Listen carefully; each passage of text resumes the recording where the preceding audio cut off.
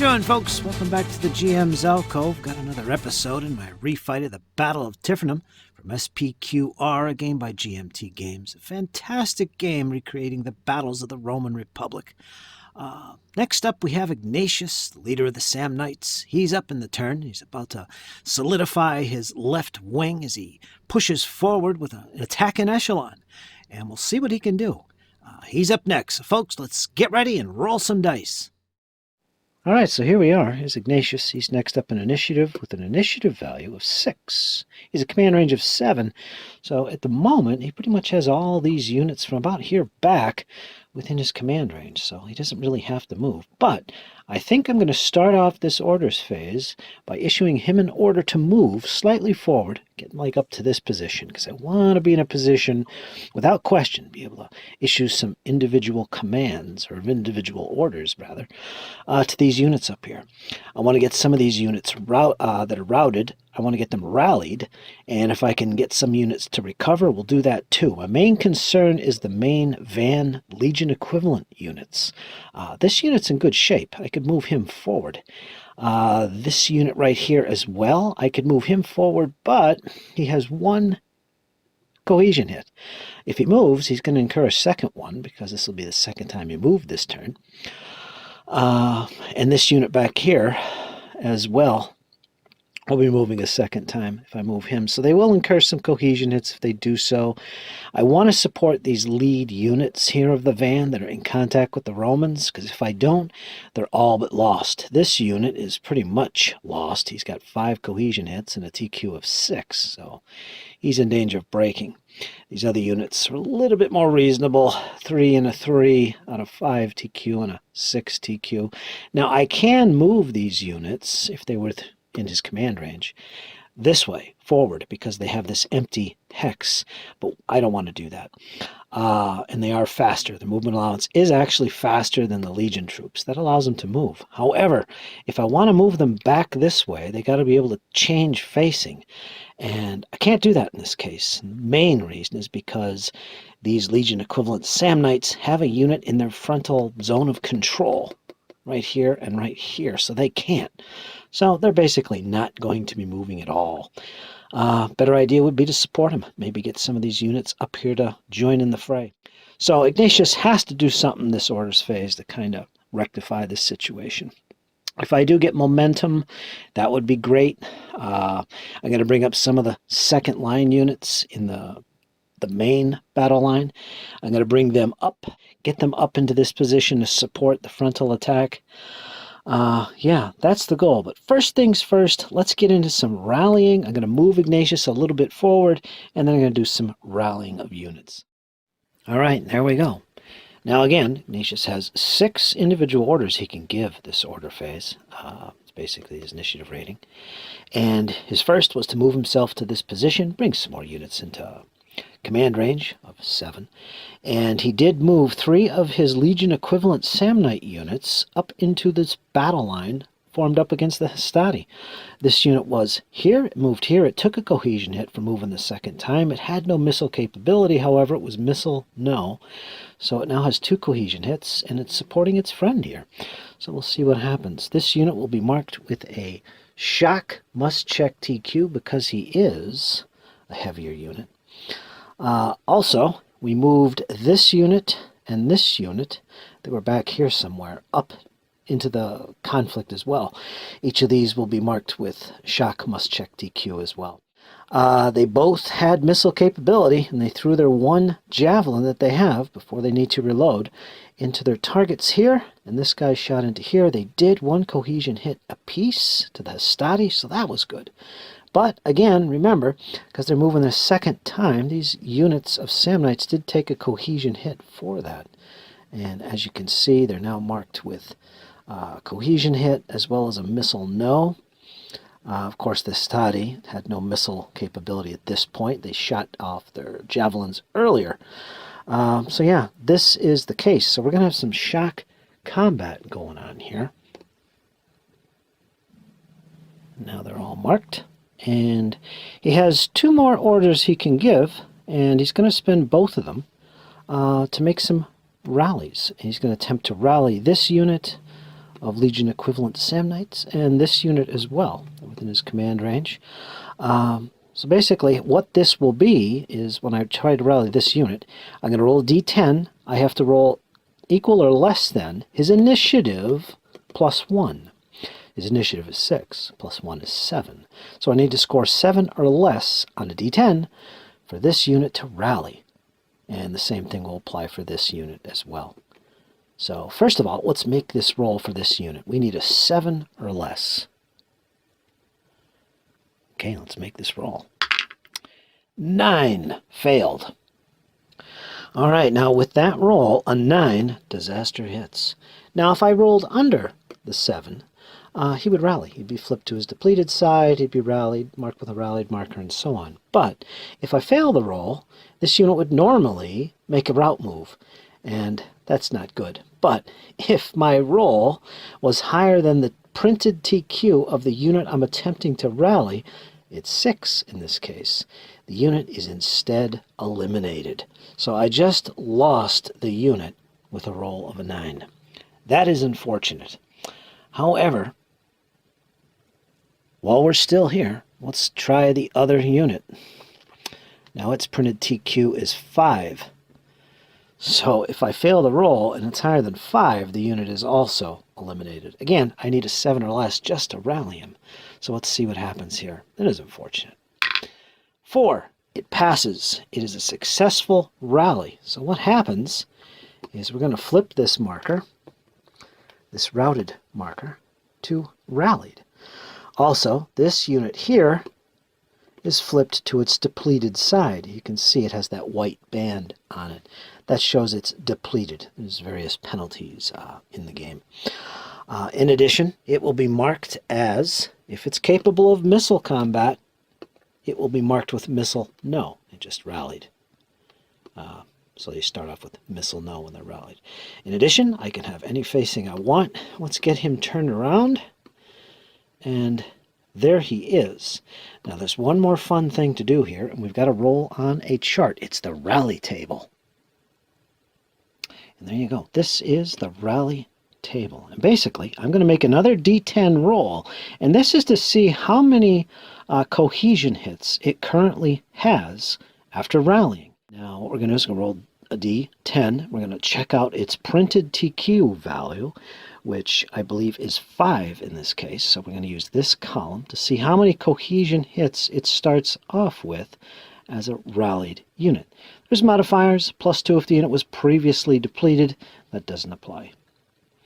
Rallied units are automatically depleted. Rallied foot units are automatically missile no. So there's a little reference to that. Okay, we did all that. There's no modifier. Straight up roll under the first column. Let's see what happens. All right, here's our roll.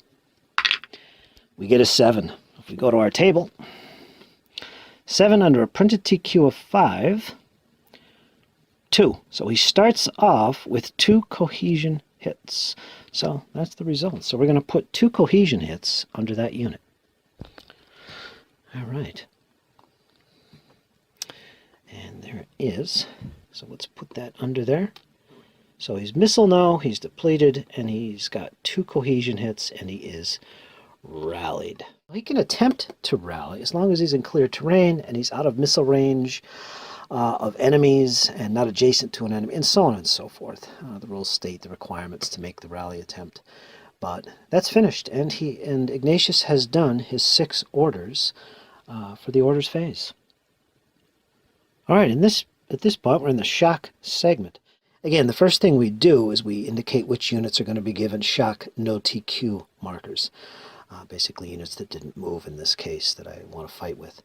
And that's going to be pretty much all these guys up here in the front line, like this. They have to be within command range of Ignatius. And unfortunately, I checked this. This unit is not within command range. So he's not going to be taking part in the combat. This unit is, however, and it looks like he's going to be squaring off against both of these units because this unit is not taking part. So it has to be attacked. And this is a Stati unit. This has a leader in it. We will be checking for casualties in this case. See if this leader is suffered any loss. So we're going to have to check that. And yeah, so I'm going to show you the results of this, the end of the combat, and checking for leader casualties, and so on and so forth. So let me show you the results of this shock combat. There we go. That's the end of combat, and this is the result. All these units of Romans are engaged, as are all these Samnites engaged. You'll also notice that there was a unit that routed for the Samnites, and over here, this unit routed as well. Yeah, that wasn't good. Overall, it didn't go too well for the Samnites, but I'm telling you, it could have been a whole lot worse. I think this unit right here, and by the way, the Perfecta did survive the combat. He wasn't wounded or anything. This unit of Roman Estati is now at 5 cohesion hits. He's 1 away from routing. So there is that. He's taken the brunt of the fighting here. Taken the worst of it so far. This unit of Samnites up here was 1 less than its TQ. It made its special TQ check and reduced its hits by an additional 1, so it went from 5 to 4. So he's holding his ground. So all in all, the Samnites are still holding, although barely. And for the Romans, let's see, got 3 hits there, 4 hits there out of 6 possible, and 2 hits on him. Yeah, it's pretty iffy for them as well, except here in the center, 2 hits and 1. They're holding pretty good. But, of course, this unit was... Let's see what he's at, actually. He's at 2, so he's okay. Of course, this unit didn't take part in the fighting. Still iffy right now. There's nobody has a big advantage at the moment outside of the Romans, just through sheer numbers and holding the shape of their line. At this point, it's time to move on to Ignatius's momentum phase. He gets to attempt a momentum, and he's going to do that. So let's see that roll. Of course, he needs to roll less than a 6. He gets a 0, so he's good. All right, here we go. I would have preferred to use a line command as soon as possible to get these guys moved forward, at least this section of the main units. And yeah, but I'm not going to be able to do that because I'm not within 2 hexes of these guys. So yeah, there is that. So what I'm going to do is I'm going to issue individual orders. Once again, I want to rally some of these routed units and get myself in a position where hopefully if I do get another momentum, my final, I'll be able to move these guys up, because at this point it's critical that I fill this gap up, and that's what these guys are for. So I'm going to have to try and do that. So let's do some individual orders, get some units rallied, move him back a little bit so I can use line commands, and yeah, we'll go from there. Okay, and that's it. Orders phase complete. He did move back. He's now within 2 hexes of these guys in the back line, so if I get another momentum, my last one, I want to move these guys up. I did some recoveries on the light infantry, freshen them up a little bit so that they don't have any hits. This guy's still got 1. I think he had 3. He's knocked down to 1 through recovery orders. I think this guy is still suffering. Yeah, he's at 4. There is a unit routing here as well, which is light infantry. I didn't touch them. I did make a couple rally attempts. This stack rallied. These are Legion equivalent troops from the van. They're facing this direction. They're marked no missile, and they came back with 1 cohesion hit. Not bad. So they're in okay shape, even though they're depleted. However, I did lose 1 unit through a failed rally attempt.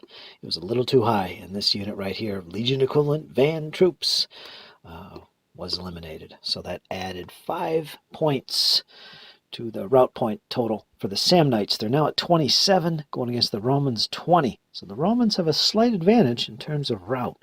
All these guys, of course, remain engaged. Ignatius is the active commander. These guys are not in his command range and will not resolve a shock combat here.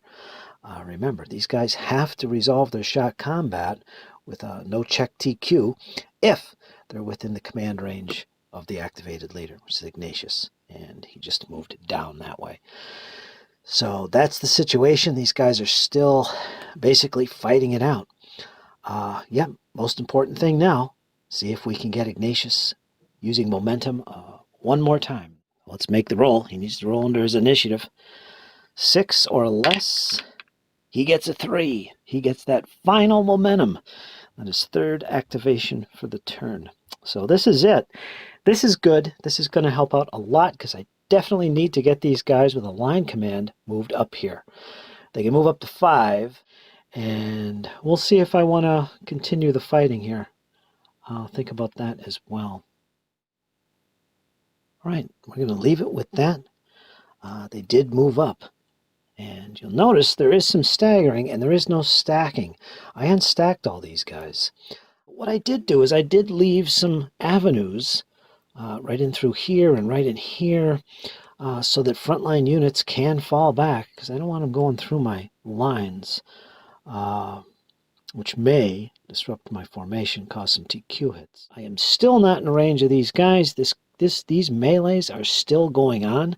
I'm not going to force them to be resolved at this point by moving my commander within his command range of these guys. So we're just going to have to see what happens in the next turn.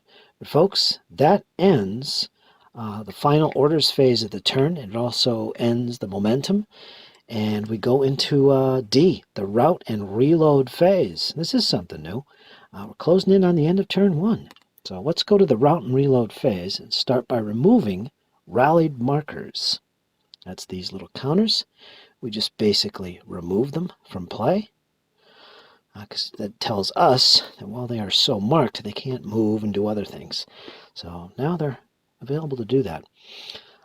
Next is route movement. This is where units that are marked with route actually move, and they're not going to move just 2 hexes like they initially do.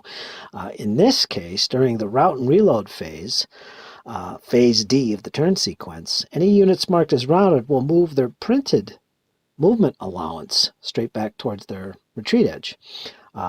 His is 6, so he's going to move 6 back in that direction. And there are priorities to this, where exactly the unit has to move, but this is pretty straightforward. There. So there he is. He's all the way back there. And that's it. That's the end of route movement. After this, we go to the reload segment. Eligible missile units may get more missiles. We go through all these units that are not in an enemy zone of control and not within range of a missile-capable unit. And if they qualify, they'll be able to remove any missile no or missile low marker. We just remove them. In other words, they got their full supply back. And I have to go through all the board here and check for any units that qualify and remove those missile no's and missile lows. For example, if we look right here, this unit that just rallied, they should be marked as missile no. This is removed. They just got resupplied, so they're good. That's removed. These guys are fighting, zone of control of the enemy. He is as well. He can't. This unit here is missile low. He's okay. He's not in range of the enemy. And I think the same applies here as well. Get rid of this missile no. And so on and so forth. We go through all these guys. As I said, none of these guys can reload. And that's the end of the reload segment. Then it goes to the flip all finished leaders to the front sides. And after that, we just clean up the battlefield. Move all these moved markers. They don't apply no more.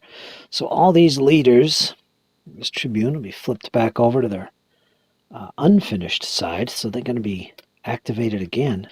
And once that's done, we go to the final phase of the turn, which is the withdrawal phase. Each player checks their accumulated route points for their army to see if their army withdraws. Now, the Samnites can take up to 120 route points. They're currently at 27.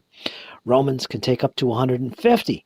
They're currently at 20. The Triarii can be released and be able to move and take action once the Romans have reached 75 route points. In other words, things are getting desperate enough to release the Triarii. And they'll be able to move and such. But there you go, folks. That completes turn 1. All right, folks, there we go. That completes turn 1.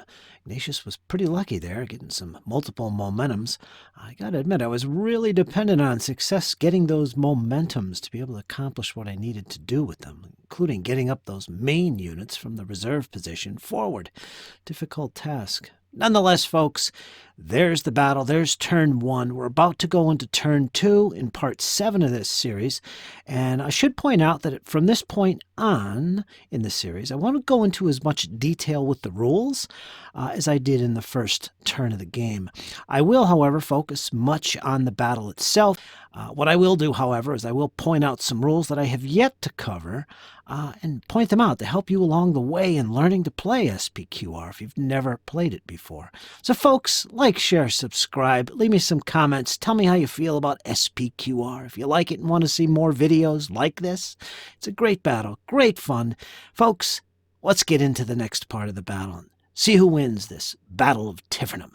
Take care, folks, and remember, hang in there. It's only going to get better. Take care.